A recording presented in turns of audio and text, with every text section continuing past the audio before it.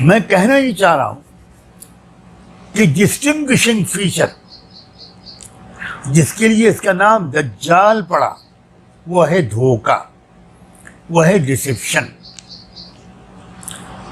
आप जरा मौजूदा जुडिशल सिस्टम को देखिए, क्या किसी गरीब को इंसाफ मिल रहा है, मिल सकता है इस सिस्टम से? आप जरा एक बार जेलों का विजिट करके देखिए प्लीज। कुछ तो होंगे आप में ऐसे लोग जो जेल का विजिट कर सकते हैं, जो सरकारी परमिशन लेकर जेल में जा सकते हैं।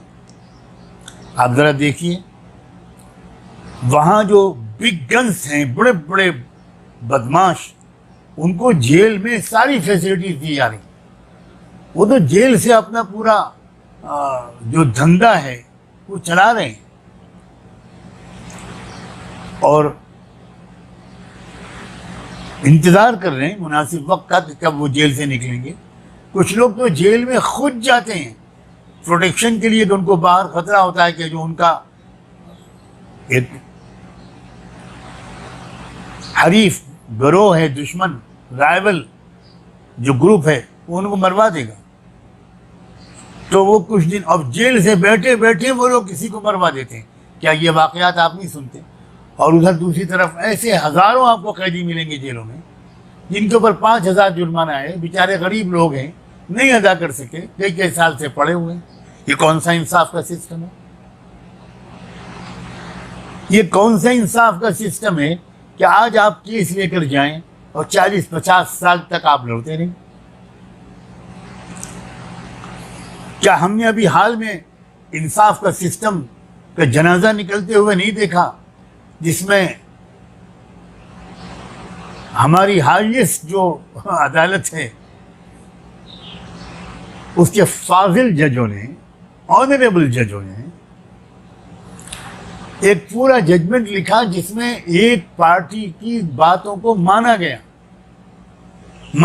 कि फलां तारीख को इस मस्जिद में जो मूर्तियां रखी गई थीं वो कोई डिवाइन किस्म का अमल नहीं था, वो प्रकट नहीं हुई थी, वो एक क्रिमिनल एक्ट के तहत रखी गई थी, माना गया।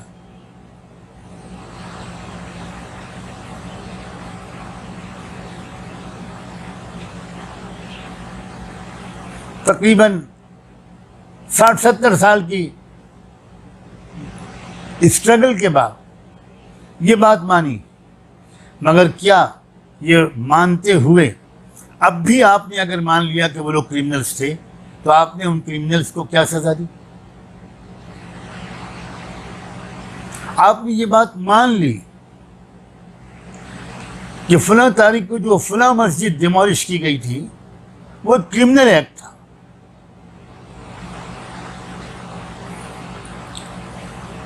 मगर उन डिमोलिश करने वालों और इस क्राइम करने वालों को आपने क्या सजा दी? आपने ये बात भी मान ली कि भाई जो बात कही जा रही थी कि फलां प्लेस ऑफ वर्शिप जो बनाया गया वो उससे पहले के प्लेस ऑफ वर्शिप को तोड़कर बनाया गया था।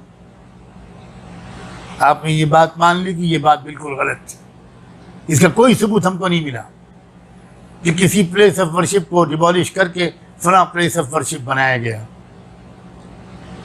तो इतने ज़माने से इतना बड़ा झूठ बोलने वालों को आपने क्या सजा दी? बल्कि उल्टा हो गया। ये सारी तीनों चीज़ें मानने के बाद आप फैसला क्या करते हैं? अब मैं आपको क्या बताऊं कि क्या फैसला किया गया, आप सब जानते हैं। क्या ये इंसाफ है? मैं आपसे कह रहा हूं कि ये 2-4 जजों का कसूर नहीं है, यही तो मैं कहना चाह रहा हूं। ये पूरी जो एग्जिस्टिंग सिचुएशन है, पॉलिटिकल हो, सोशल हो, इकोनॉमिक हो, मिलिट्री और डिफेंस की सूरत हाल हो, इंटरनेशनल रिलेशंस का मामला हो, नेशन स्टेट्स को बांटने का मामला हो, हर मुल्क के अंदर रहने वालों के साथ जो बर्ताव किया जा रहा है, और I am not speaking about India only, please be watchful.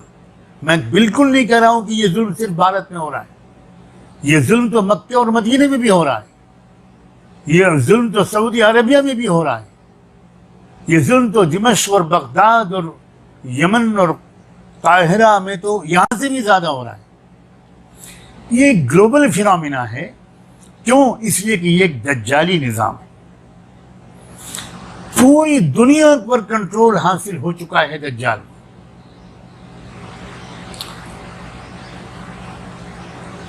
और धोखे की बुनियाद पर हासिल हुआ है। ये क्या ये यूएनओ दुनिया का सबसे बड़ा धोखा नहीं है? आप गौर तो करें, यूनाइटेड नेशंस क्या खूबसूरत लफ्ज है, लेकिन उनमें 5 पावर्स हैं, पावरफुल कंट्रीज हैं, जिनके हाथ में असल में फैसले की ताकत है। पूरी दुनिया पर दादागिरी करती हैं वो 5 ताकतें। क्या ये धोखा नहीं है? मैं किस किस शोबे जिंदगी को गिनाऊं, इसी पर तो मैं एम्फेसिस दो रहा हूं। आप इंटरटेनमेंट इंडस्ट्री को देखिए, आप सुकून कल्ब हासिल करने के लिए जाते हैं फिल्म देखने के लिए, क्या लेकर आते हैं वहां से? आप सुकून लेकर आते हैं या उलझन लेकर आते हैं, टेंशन और फ्रस्ट्रेशन लेकर आते हैं, कुछ जुर्म करने के नए तरीके सीख कर आते हैं।